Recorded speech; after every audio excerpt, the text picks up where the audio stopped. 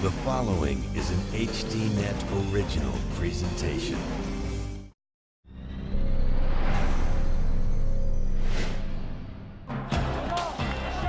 Tonight, Understanding an Uprising. An American Muslim scholar with White House connections says Mubarak must go now.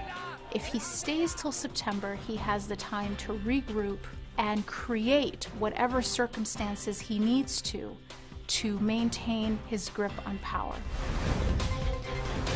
Also, targeting journalists. A regime seeks to silence the messenger. The actions of the government show that they wanted to remove witnesses. They wanted no one contradicting their narrative. And blood in the name of honor. Forced marriages, cultural clashes. Great Britain sees a spike in violence against women. From this day forward, you have two choices. Marry the man we've promised you to, or from this day forward, you are now dead in our eyes.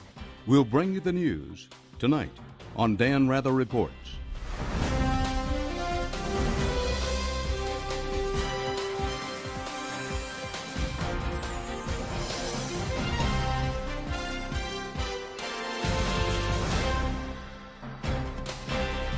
Good evening. Tonight, we will do something that we don't believe you've seen enough of on television news this past week. We will spend a good part of the next hour trying to explain the why behind the uprising in Cairo. Until recently, little thought was given to Egypt. As an ally of the United States, it is rarely mentioned in the ongoing conflicts in the Middle East. Most Americans probably know more about its famous pyramids than about its politics.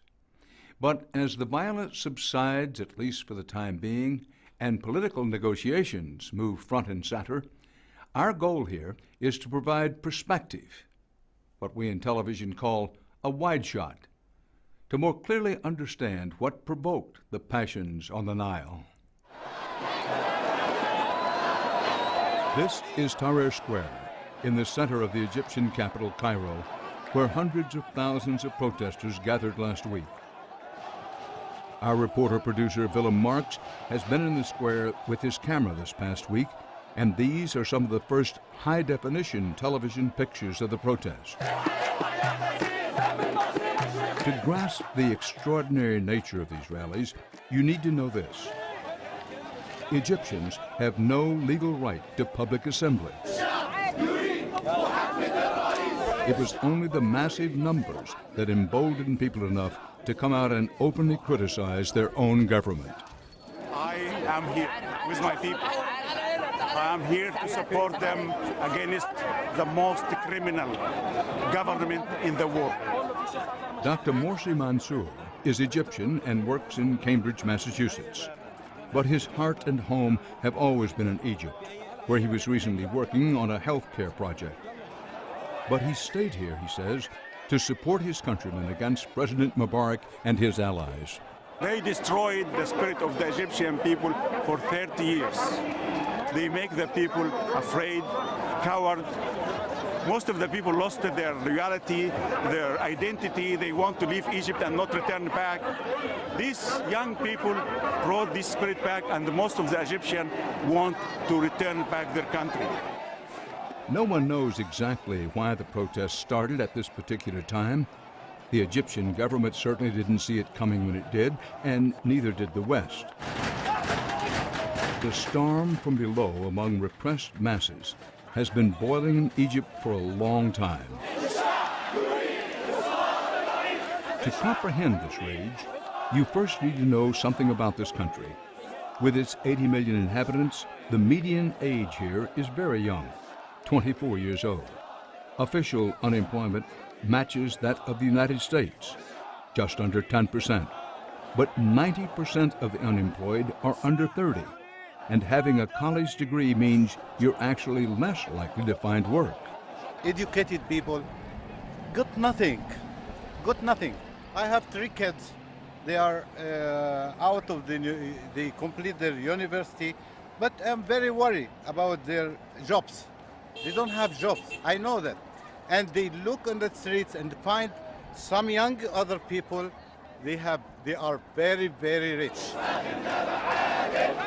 Opportunities to succeed, to break out of the working class and join the elite are very rare.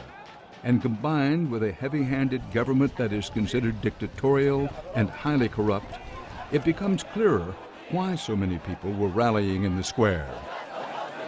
This was a protest movement driven by word of mouth and long simmering anger at the president's extraordinarily wealthy inner circle. Recent estimates put Mubarak's personal fortune in the tens of billions of dollars, while the average salary in Egypt is less than $6,000 a year. They created corruption as a culture in Egypt. It became a culture. Not only in their party, they even inserted it and implanted it in every organization in Egypt. In universities, the leaders are corrupt. In schools, in everywhere. But those who benefited most from this system had begun to fight back against the protesters. And so Dr. Mansour was one of dozens of doctors voluntarily treating protesters injured in clashes with Mubarak supporters. To understand the violence that caused these injuries, it's necessary to see how and why the situation in Tahrir Square deteriorated so rapidly. It had started out cheerfully enough. Many protesters filmed events on camera phones, barely believing the scenes they were witnessing in what is normally a tightly controlled police state. If the protesters seem animated, anxious to tell their stories, we hate him, you should know that many ordinary Egyptians were speaking their minds openly for the first time in their lives. Quite a few seemed eager to start their own chants against Mubarak. And repeatedly, protesters would address our camera. Mubarak, go! Mubarak, go!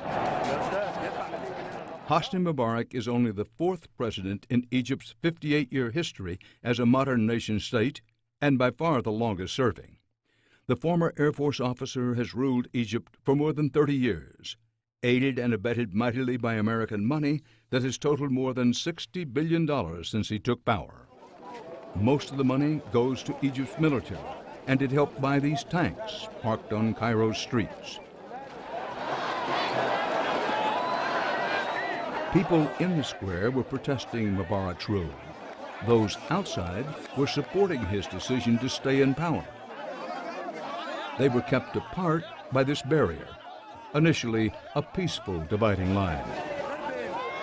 But during the course of the week, the debate descended into chaos.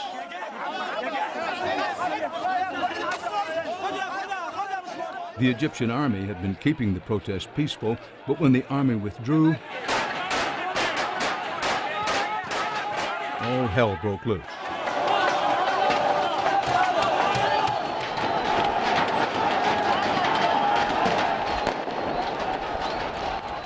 Egyptian government officials listed around 5,000 injured and acknowledged 11 deaths.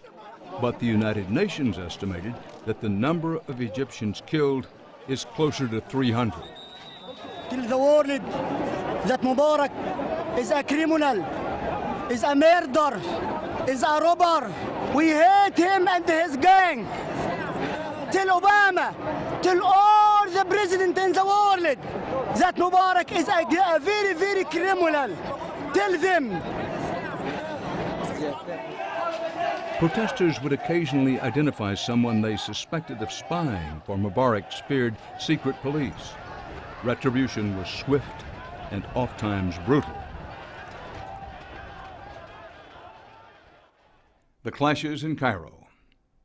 Now, just ahead on our program, an Egyptian scholar who has been called to testify before the U.S. Congress, and she's just returned from the region.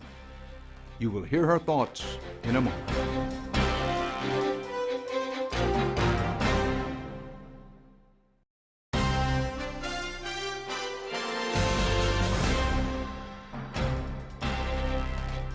Welcome back. Joining us now, Dalia Mogaid.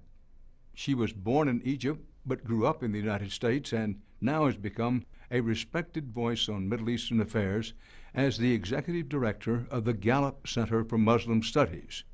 and she's been appointed by President Obama as an advisor to the White House Office of Faith-Based and Neighborhood Partnerships.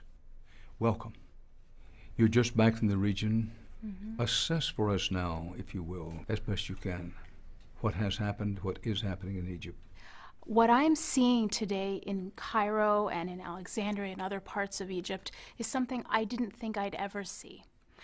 It's not just a secular demand for democracy, but it's also certainly not a religious revolution. It is a struggle for civil rights, for economic opportunity, for equality, and for some people that is animated by their faith. But there are certainly secular people in the movement. There are very religious people. There are Muslims. There are Christians. This movement is inspired by a newfound sense of self-worth, a sense that Egyptians want to live a life of dignity no matter what their background is. We found something very interesting at Gallup. Egyptians' sense of well-being, their life satisfaction, and their optimism has actually been steadily decreasing over the past 10 years as their GDP, as their economic development is actually increasing, which is really very strange because we find a very strong correlation between this sense of life satisfaction and GDP. They should move together, but in Egypt, they were actually going in completely different directions. And when you look at what drives well-being, what drives life satisfaction in Egypt, the number one most meaningful variable is a sense of freedom.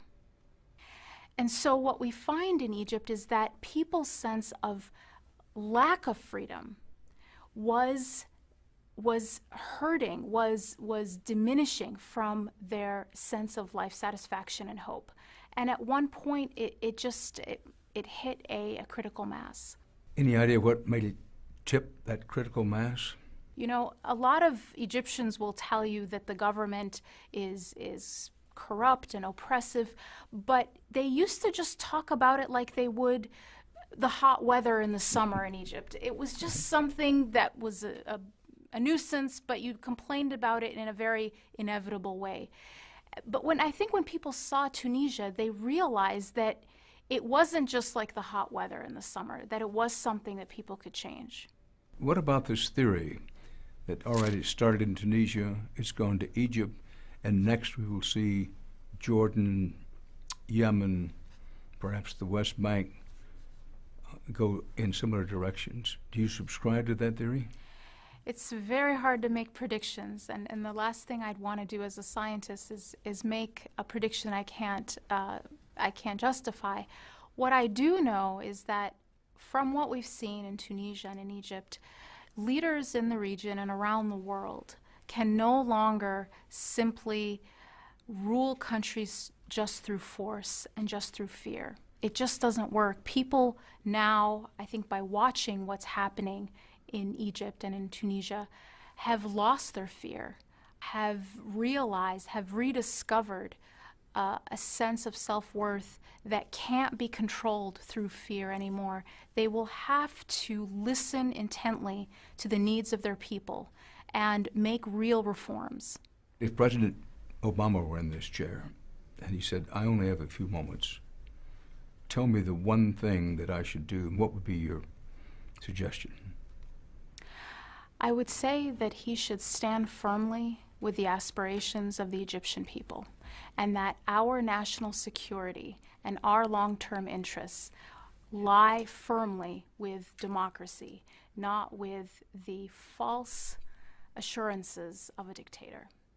And if you took a moment more, and the president or someone said, well, it may or may not be good for our security, perhaps that's hanging in the balance, but this is terrible news for Israel, because Mubarak has kept peace treaty with Israel for all this time, and that the peace treaty with the Israelis, quote, is not all that popular with the Egyptian masses. Your reaction to that? My reaction is that the Egyptian masses are concerned about domestic, political, and economic development. They want jobs, they want better education for their kids, they want to build Egypt back up to the proud country that they have read about, not seen. And those take valuable resources. Those take investing in their country. The last thing the Egyptian people want, if you look at all the protesters and all the things that they've written, is to waste precious little resources on starting wars with neighbors, especially very powerful neighbors. I think that if we were to truly have a representative government in Egypt, a government that reflected the priorities of the Egyptian people, that the last thing they would want to do was to not fulfill their international obligations. What's the standing of the United States inside Egypt today, would you judge? What we do know is that historically, Egyptians have mostly felt that we don't act according to our values. They admire our values of democracy and human rights, but they have repeatedly told us that we don't act out those values in our treatment of them. So most do not believe that we support democratic systems of government in their region. And why this is so important to us is that we found a positive correlation between rejection of terrorism and the belief that the U.S. supports democracy. So supporting democracy in so many ways helps secure our own national security, and I would argue as well as Israel's. We stand for democratic process. We stand for freedom, individual freedom, and national freedom. These values are deeply ingrained to us. Mm-hmm. However, we also want to survive. Sure. And particularly given post 9/11. Can it be reconciled, our wanting to stand firm for our values? On the other hand, we must take into account our security, because, correct me if I'm wrong, this is part of how we got to Hosni Mubarak. Well, it's interesting you say that, Dan, because I would go back to what the president said in his inaugural speech. And he actually said he rejects as false the choice between our security and our values. And I would agree with that. I think that they are one and the same. And here's why. If you look at bin Laden and his narrative, something very interesting emerges. He is making the case for why violence is the only way to justice. So what's interesting is how Al-Qaeda actually started was in an effort to topple the Egyptian government and the Saudi government. That was actually their beginning. And we became a target as friends of their enemies. We weren't actually the original target of Al-Qaeda if we go back to their history. What would happen to his legitimacy? What would happen to his relevance? And what would happen to his narrative if a group of young people peacefully demonstrating could make the change that all his bombs failed to do? What kind of a blow would that be to his ability to recruit, to his ability to make a case for himself? So I believe very clearly from that analysis that our security and our values are one and the same. They are not a choice at all. Now pretend that President Mubarak is in this chair. President Mubarak has said very recently, he, quote, reminded the Egyptian people that there's a very thin and dangerous line between democracy and chaos and anarchy. What would you say to him? I would tell him that if he loves Egypt, that he should step down. And I would say that the Egyptian people have demonstrated their capacity to live under a democracy. If you look at the way they've reacted to having no security whatsoever, rather than panicking and fighting one another, or instead calling for the dictatorship to come back, they actually created their own police force. They actually created community policing units in a very organized way, in a very civilized way. The protesters, the way that they have behaved with one another. The peacefulness of 2 million people in one place, and yet there aren't scuffles or fights or harassment or tension between Muslims and Christians. I think the Egyptian people have demonstrated to their own government, to themselves, and to the world that they are ready to govern themselves. And the chaos is created by repression, not by democracy. Do we know anything about American public opinion since these events have started happening in Egypt? Well, my colleague Frank Newport just sent me our numbers, actually, on American public opinion in regards to these protests. And what he said is that 82% of Americans sympathize with these protests. And I actually think that that's remarkable, because to get 82% of Americans to actually agree on anything is pretty remarkable. And this is across party lines. A majority of Republicans as well as Democrats actually say that they sympathize with the protesters. At this moment, and things change moment to moment in Egypt, Absolutely. but at this moment, what is the one thing you think Americans need to know more than any other about what's happening in Egypt? I think what they need to know is that the people not protesting, the people in their homes, are concerned. They want life to go back to normal. They want to go back to school. They want to go back to work. But the only way that that will happen, the only way that some semblance of normalcy will return to Egypt, is if President Mubarak steps down. Time frame? Does he have to step down quickly? The problem is that until he steps down, the protesters won't go home. Until the protesters go home, there will be this state of insecurity in Egypt. What the protesters are concerned about is that all the progress they've made and all the work and all the sacrifice that they have put forth will all be gone if they simply just leave the status quo as it is and be grateful for the bones that they've been thrown. It's very important to understand the risks of Mubarak staying on. I mean, he says that he had never intended to run. I think everyone heard that as he wasn't going to run. But that's not what he said. He said he had never intended to run. He said that for the past 20 years. It always becomes a patriotic duty to run because the people need him. There's always an emergency and a need for him to run. When he talked to Christiane Amanpour, he told her that he was fed up and tired of being in power, but that he couldn't leave because without him, Egypt would be in crisis. So he admit right there, his vision and his perception of his own people is that they need an iron fist, that they can't be ruled any other way.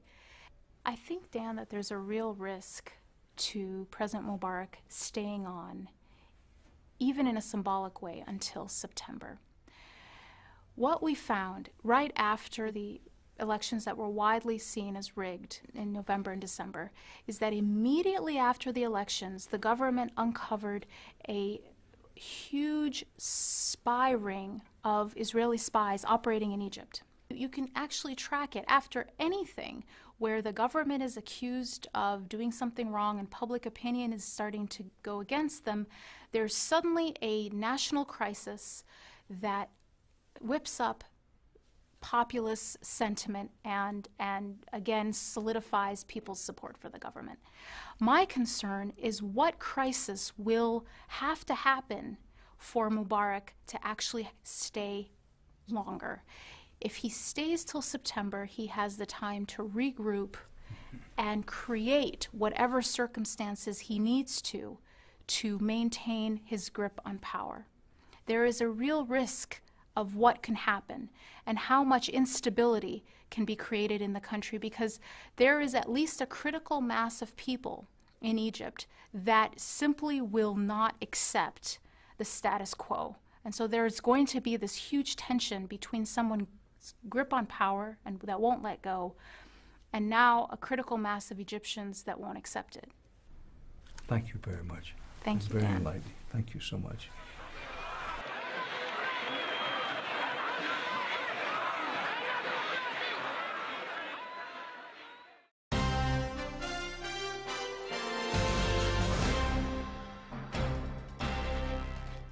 The protests in the Middle East have exposed, once again, something we've known for a long time.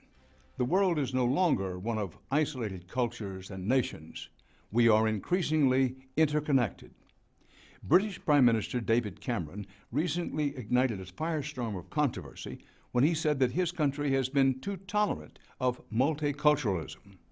He argued that has allowed immigrants to maintain culturally segregated communities that can be breeding grounds for terrorism. The British Prime Minister's critics say he is feeding intolerance.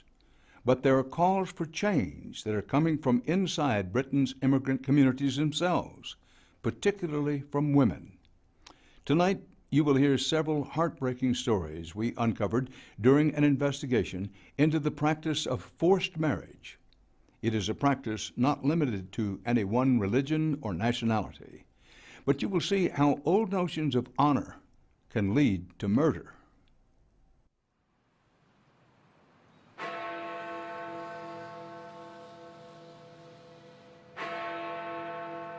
This is the England of glossy travel books. The changing of the guard at Buckingham Palace. The dreaming spires of Oxford. It's the England of Jane Austen novels and costume dramas. But there are working-class cities like Blackburn that have never been on tourist itineraries. These were the old factory and mining towns that once made England the leading industrial nation in the world and helped fuel a global empire. Those days are over. Cities and towns across England have undergone a radical change as immigrants from Britain's former colonies have flocked to the United Kingdom itself to live, work, and raise their families. Their children are often caught between the customs of the old country and the freedoms of modern Britain. My family came over from India to England in the 1960s, and basically they came over for work. And sadly, they didn't leave their beliefs and values at Heathrow Airport. Bal Howard grew up in a tight-knit Sikh community in the north of England, surrounded by other families who had immigrated from India. But as she would find out, being born and bred in England didn't necessarily guarantee she'd have the same independence as other British women, especially when it came to marriage. I always believed I was going to have an arranged marriage and always had the opportunity to say yes or no. And then my family introduced me to the man who was going to be my future husband. But I thought I'd have a choice right up until the last minute. I met him for half an hour with the family around me, and they said I had to go through with it. But I didn't feel any physical chemistry or attraction or anything like that. And I said no, but my father said to me, if you think about running away, I'll find you, and I'd rather kill you and go to prison than you dishonour the family. It seems unbelievable that a father anywhere in the world would say something like that, but it's happening here, in families that seem to be living modern lives in a modern nation. And it happens because some communities hold on to their ancient traditions in which women are viewed as property. It is based on an unwritten code of honor, as some call it. For a woman to disgrace her family simply by going against its wishes is the ultimate sin. For Bal, it was this culture of honor that convinced her she had no choice but to get married. And it was the same culture of honor that made her stay in the marriage, even when her husband turned abusive.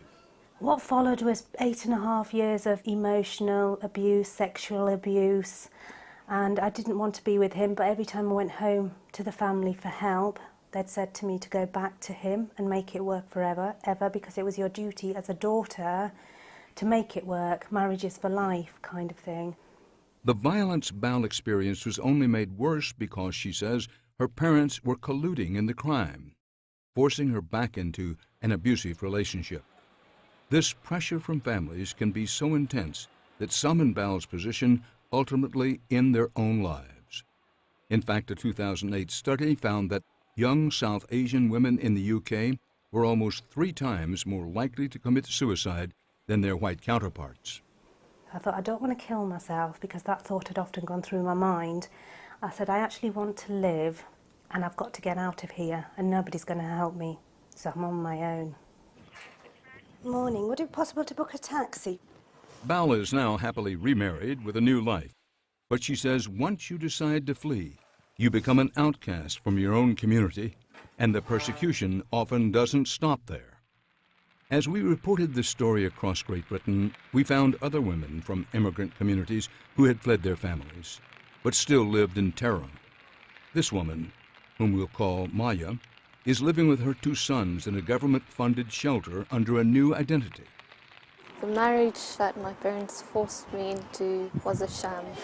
I had to force myself to do a lot of things in a marriage that I'd never ever do. She says she was repeatedly raped and beaten by the Indian man her parents made her marry. But when she fled, she soon realized it wasn't just her husband who was coming after her. I was receiving a lot of calls from both sides of the family, a lot of calls asking me to go back, a lot of calls bribing me to go back, a lot of emotional blackmail, but I had to stand my ground.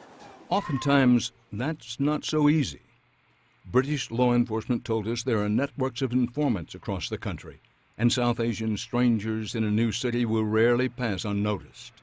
Taxi drivers, moonlighting as bounty hunters, are sometimes used by families to hunt down runaway women like Maya. Maya's ex-husband has already tracked her down 4 times. Each time, Maya kept moving.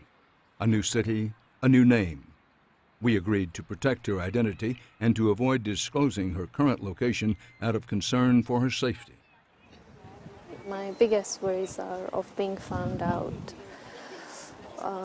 probably of the boys being taken away from me, but having settled down here in this beautiful place, I'm beginning to see a hope for myself in the future.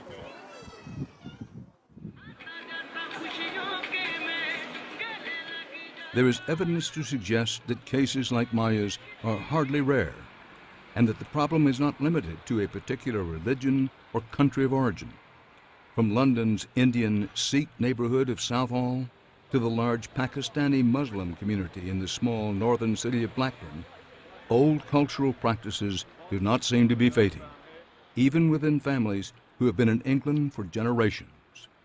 A government-commissioned study in 2008 was used by politicians to suggest that there could be as many as 4,000 forced marriages in Britain each year.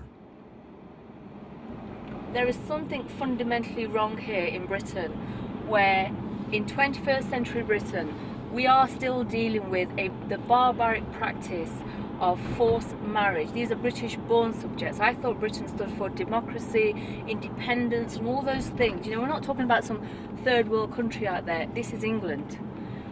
Jasbinder Sangara runs a charity call center that offers advice on avoiding forced marriages or escaping abusive family relationships.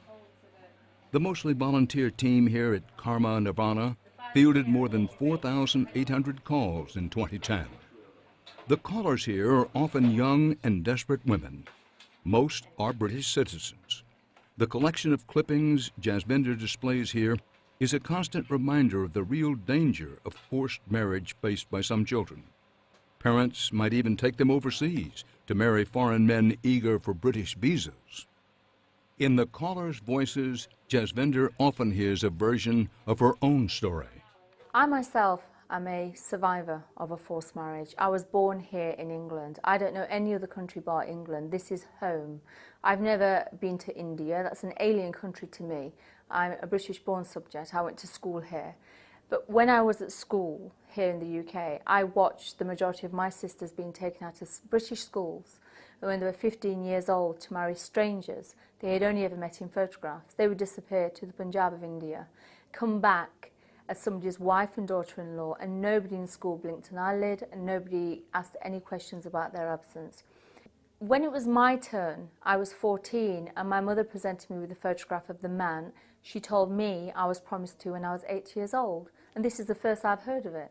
But I also knew it was highly probable because I'd watched it happen to my sisters. I said no. I'm not marrying this man, Mum. I want to go to school, I wanted to get an education, and dare I say, even go to college or university. My family took me out of school when I was 15 years old, and I remember as clear as day my father walking me up to my bedroom, putting a lock on the door, and being held a prisoner in that room for weeks on end and not being allowed to leave the room until I agreed to the marriage. Eventually, Jasvinder consented to the marriage, but as soon as she was let out of her room, she fled. When she called her mother, pleading to return, the response was devastating. She said, from this day forward, you have two choices. You either come home and marry the man we've promised you to, because you will not dishonor this family, or from this day forward, you are now dead in our eyes. And that's a picture of me when I was, how old was I there? 9 years old. And I'd already been promised to somebody in marriage in that picture. And that's my younger sister, who's a year and a half younger than me, and she was forced to marry the man that I was promised to. That was the only way my family could claim some of the honour back. The ultimate tragedy that led Jasvinder to begin speaking out as an author and activist was the 1993 suicide of another of her sisters, Rabina. She suffered horrific violence in her marriage, went to my family for support, and they sent her back to the perpetrator saying it was her duty to make this marriage work for the sake of the family's honour. And in the end, my sister Rabina was 24 years old, and she set herself on fire, and she died of over 98% burns, and she just died. For whose honour? Today, Jasvinder has a packed schedule of lectures and media interviews, trying to inform the British public of a problem she says is still too hidden. That I came out of hiding. I was in hiding for almost 9 years of my life, and I went back to my hometown and established the charity Carmen of Honour. She's helped many victims of honour violence. They may be the lucky ones. As Detective Neil Hunter knows all too well, for some women, violence in the name of honour can end in murder. The circumstances around the level of violence and the frenzied nature of some of the attacks is really quite upsetting. Detective Superintendent Hunter took us on a tour of murder sites in the northern English county of Lancashire. The relatively quiet communities here have witnessed roughly a dozen honor-related killings in the last 6 years. Hunter has been a detective here for decades, but hasn't seen anything like these crimes before. He left to get and arm himself with 2 knives that he put down the waistband of his trousers, walked up the road here, brutally murdered his estranged wife, and then he disappeared via the train station to London and then eventually to Glasgow. First stop was the house of Nazia Ahmed, whose estranged husband, Zamir, stabbed her to death when her success made him jealous. Zamir Ahmed refused to accept that his estranged wife wanted her own independent life and took the law into his own hands. Just a few miles away, Hunter pointed out the house where a husband burned his own wife and 4 young daughters to death because they'd become too westernized. There was 5 bodies on the floor, on the road, in the street, covered with tarpaulin, with the most horrific burn and smoke injuries that you could ever imagine. Then there was this neighborhood. They got out of the vehicle with a petrol can, walked round the corner. Hunter told us how hitmen from London firebombed a house and killed a husband and wife. That it melted the glass in the vestibule door, and so the prospects of the people inside surviving were virtually zero. In this case, the victims weren't even the intended targets. The murderers had gotten the house number wrong. Roughly a quarter of all recent murders here in eastern Lancashire have been honor killings like these. But despite this shocking number, it has taken a while for UK authorities to understand what is happening in their immigrant communities. And some British law enforcement officials agree that understanding these killings, rapes, assaults, and kidnappings as unique forms of crime is essential to combating the problem. We are talking about thousands of women at risk in this country from people who claim to love them the most, their own families. Nazir Afzal, who was born into Britain's Pakistani community, is the director of the Government Prosecution Service and the point man on honor killings. The biggest obstacle I think we have faced is the lack of awareness. People thinking that it wasn't happening. And that is allied with this wall of silence within communities. Communities, particularly males in communities, don't talk about this issue. They would rather focus on anything else, quite frankly, than talk about what's happening to their own women and to their daughters and to their sisters. About 7 years ago, I decided that this was an area that wasn't being talked about, that men certainly weren't talking about it. So I organised a national conference which had lots of international coverage, and then realised that it needed a great deal more awareness. AFSOL initiated a review process that examined around 120 cases of disappearances and apparent suicides over the past decade. AFSOL subsequently reclassified a sixth of these as honor killings and saw recurrent themes in each. It's about the one woman being pressured by several members of her family, by dozens of members of her community, and in worst cases, suffering significant harm. So this is not about honour. This is not about a faith or ideology. This is all about women being controlled by men, and men being so weak that the only way they can control them is by harming them. How many cases of forced marriage do you think happened in the UK last year? But British authorities and independent campaigners like Jasvinder Sangara say a rise in general awareness may end up having the biggest impact. Nurses, teachers, police, and other public sector workers are now being trained to recognize when a young woman could be a potential witness to an honor crime or may herself be at risk. And you are part of the solution for my part. At a college in the northern English city of Sheffield, we spent a morning at a training seminar where Jasvinder and a police officer were lecturing an audience of teachers. Some people think that this is an Asian problem and it's only Asian workers that should respond to it, and that's absolute rubbish. At the end of the day, if you have compassion, and we teach you today, you can respond as effectively as anybody else. It's about creating social responsibility. All right, okay. Have you got any questions for me or any concerns that you've got? There's a sense that Britain is waking up to the problem. Several police forces have officers like this one, dedicated to helping women from minority communities who are at risk. And in 2008, the British Parliament passed the Forced Marriage Act, which permits young people to take out injunctions against their own parents if they can prove they are at risk of being forced into a marriage. But Mal Howard, who herself left a forced marriage after years of abuse and now works with local police, says the key is getting the message of support to those young women fearing for their lives. I wanted somebody to help me, but I didn't know how to ask for help because I was taught from my family not to integrate with Western society. Don't tell them anything that goes on within these four walls. They won't understand. You're different from the other girls. You know, you're not an English girl. English girls are dirty. They have boyfriends. You're not allowed to have that kind of thing. So internally I was screaming for help. And I think if somebody had said, come here, I can help you, I'd have sat down with somebody and voiced those inner concerns that I had. Many experts suggest that honor killings are not as big a problem in the United States because immigrants here are more assimilated than in Britain.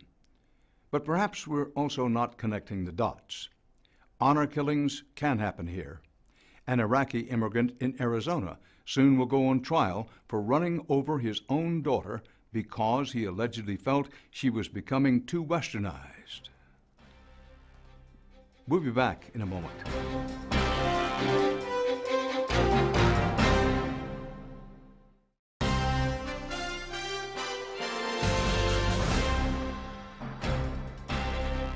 And finally tonight, your right to know. Freedom of the press has long been one of our most sacred tenets, but that freedom often does not extend beyond our borders. Covering international stories, as the situation in Cairo has shown, can be challenging to say the least. And the immediacy of live television and the expansion of social networking can quickly present a picture to the world that a regime finds threatening. This was especially true in Cairo, where supporters of the Mubarak government sought to intimidate journalists, often physically. Rob Mahoney is with the Committee to Protect Journalists. Rob, thank you for doing this. Appreciate you being here. You're welcome. You're here, among other things, representing the Committee to Protect Journalists, CPJ. For those who don't know, what is the Committee to Protect Journalists? Well, the Committee to Protect Journalists is a totally independent organization that was formed 30 years ago by American journalists who wanted to do something to help their colleagues around the world when they were attacked or harassed. And we use the tools of journalism, namely reporting on press freedom violations, to defend our colleagues around the world. As best you can tell, as best anyone can tell, what's the situation with the media and the Egypt story now? Things have eased up a little since last week when we saw the mobs running through the streets of Cairo assaulting journalists, and we saw the security services preventing journalists from working. But as of today, journalists are still being stopped by security personnel and asked for credentials and prevented from getting into Tahrir Square. Do we know how many journalists were detained and or thrown out of Egypt? At the moment, the Committee to Protect Journalists has documented some 115 cases of people either being detained or having their equipment seized, and in some cases attacked. We haven't seen numbers like that over the period of a few days ever in our history. I mean, journalists have had difficult assignments in the past, and they've had to deal with repressive governments in the past, but the scale of this is quite unprecedented. Sketch for me what the press situation was in Egypt before the recent explosion. Before January the 25th, the situation was basically this. The government controlled broadcast media, particularly television. You then had, on top of that, Al Jazeera broadcasting via satellite, which a lot of Egyptians are able to watch. And then you have a smattering of independent newspapers, but not very many, and a very, very dull and boring official print media that nobody read except for diplomats and analysts who wanted to try to read between the lines. Since then, since January 25th, what we have seen is the broadcast media is still firmly in the grip of the administration, but a lot of the print media are covering very well what's going on the ground. We've seen a couple of high-profile defections of journalists from state media, one of whom said, "I've had enough, I can't be a hypocrite any longer." So we've had some resignations of news media talent. But on the whole, the situation has not changed fundamentally where it matters, which is on TV. Where does Twitter, Facebook, the new availability of what we'll call social media, for lack of a better phrase, fit into this? What was interesting with Twitter and these other sites was that a lot of them were feeding information into traditional mainstream media. Particularly important in Egypt's case is Al Jazeera satellite television in Arabic. They were able then to put this up onto a satellite and beam it back into Egypt in Arabic. So you had that kind of a triangle of the information flow, right. And that's what the government wanted to break. And it did by trying to kick Al Jazeera off satellites that were broadcasting into Egypt, and in one case we believe even interfering with a signal. And when that didn't work fully, it shut down the internet, which is a pretty drastic thing to do in order to prevent the news gathering. First of all, to ask, you're very experienced. Compare what happened in Tiananmen Square and the movement for democracy and more openness in China. Very complicated situation. But that happened 20 years ago, more than 20 years ago. Compare that with what happened in Iran. I'm talking about the most recent difficulty in Iran, with what's happening in Egypt today. Well, in Tiananmen Square, it was much easier for the Chinese authorities to shut down coverage of what was going on once they decided to turn their tanks and soldiers against their own people. So the technology enabled the message to get out of Egypt and not so out of Beijing. And in between that, you have Iran, and Iran was very interesting. A lot of the pictures that we saw out of Tehran in 2009 were taken on cell phones, were taken on small flip cameras. So what the government did there is it didn't drastically react like the Egyptians did by shutting down the entire internet. They just slowed it down so that you couldn't load heavy files, you couldn't upload pictures, you couldn't upload video. And the other thing that the Iranians did is that they turned the technology of the new social media against the people that were using it. They arrested a few people. They said, give me your Facebook password. They tortured them to get the Facebook password. You then get into someone's Facebook account, you suddenly know all their friends. It's a secret policeman's dream, because without having to do much at all, you suddenly got all these sources. So that's what the Iranians did. They turned Facebook against the people that were using it. The Egyptians took a much blunter approach and just closed down the internet, closed down the cell phone network. Why should a regular viewer care about what happens to journalists in Egypt, or how the press is or is not handled, electronic and otherwise?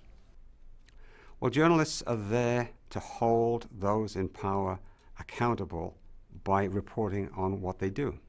Egypt is a key player in the Middle East. It's a key ally of the West. It's a key ally of Israel.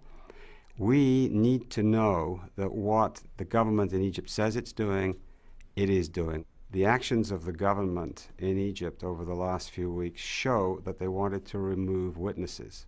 They wanted no one contradicting their narrative. Rob, thank you very much. Appreciate you coming to do this. I appreciate you. Rob Mahoney with the Committee to Protect Journalists. And that's our program for tonight. From New York, for HDNet, Dan Rather reporting. Good night.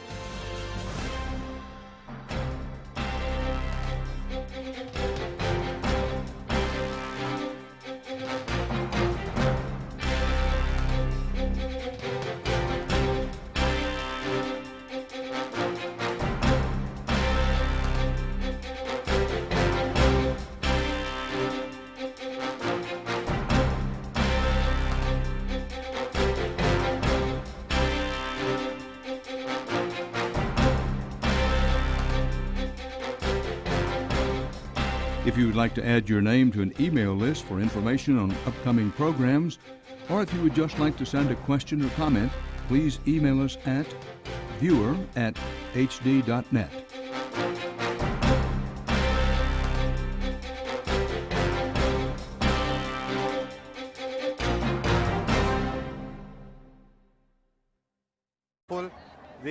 They are very, very rich.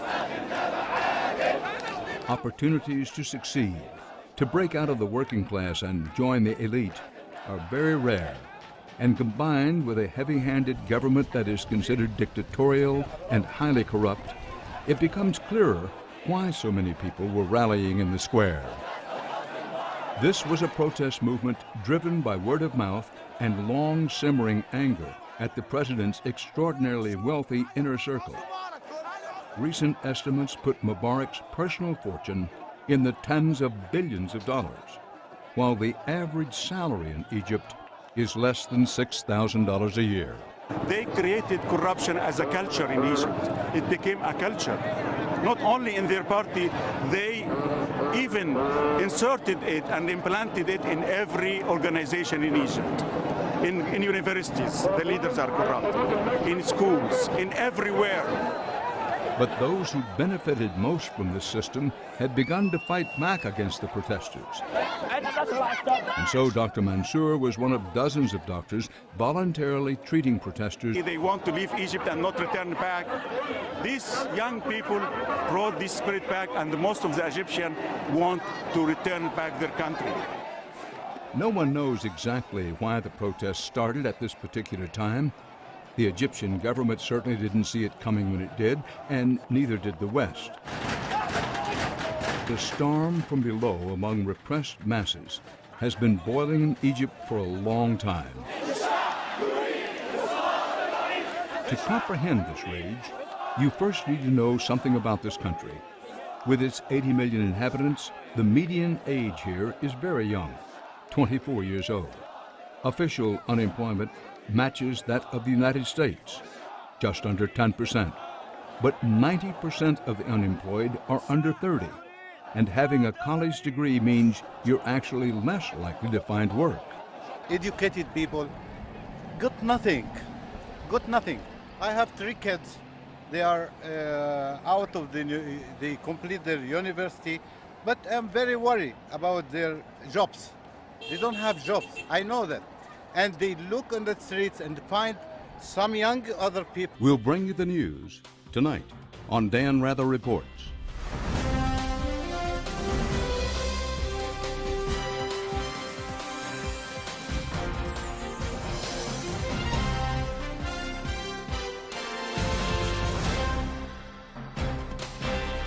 Good evening.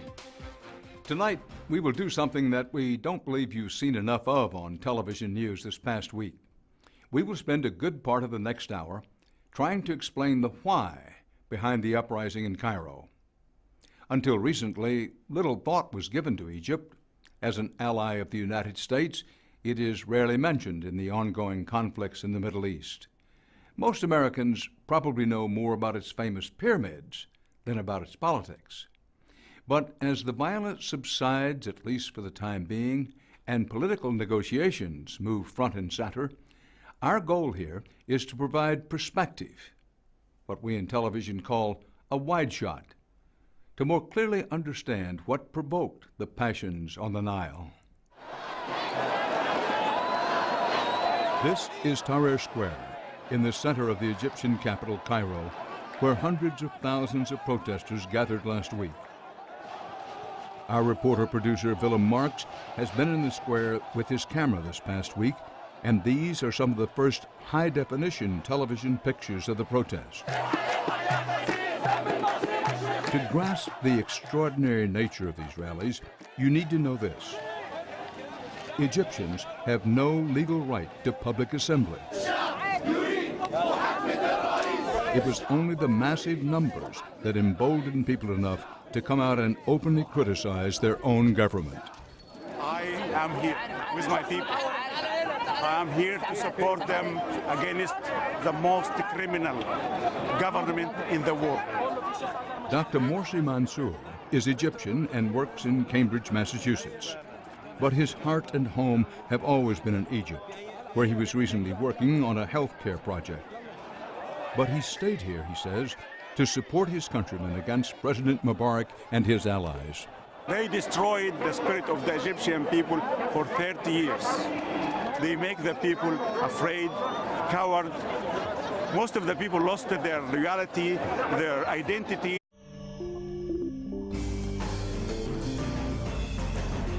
The following is an HDNet original presentation.